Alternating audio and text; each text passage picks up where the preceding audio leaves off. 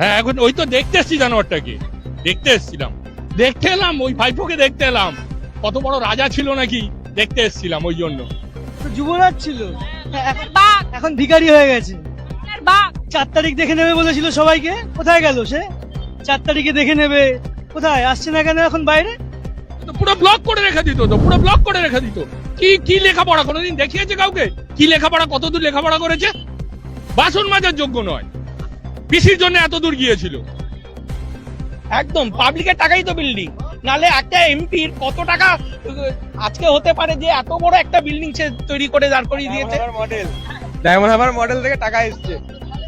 35টা plot রয়েছে, ভাবা যায় 35টা প্লট, ওই সাধারণ মানুষের তো এতগুলো বাড়ি তো নেই। 19টা গাড়ি ওনাকে প্রোটেকশন দিত, এবং যে রাস্তা দিয়ে যেত 1 ঘন্টা আগে সব রাস্তা বন্ধ থাকতো।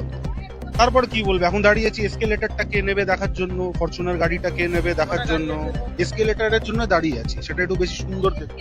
এটা ঠিক না, যার বাড়ি হোক, চোরের বাড়ি হোক আর জোচ্চোরের বাড়ি হোক, ভাঙচুর হবে, লোকে ঢুকে পড়বে, ওদের থ্রেট করবে ভেতরে যারা রয়েছে।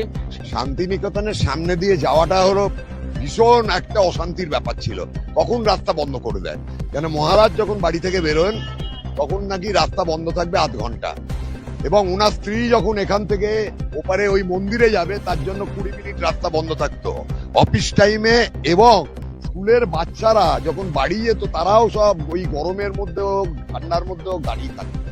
এটা ভারত মানে মানুষের এত ক্ষোভ, সেই ক্ষোভের প্রতিফলন হয়েছে আজকে এই ব্যালট বক্সে।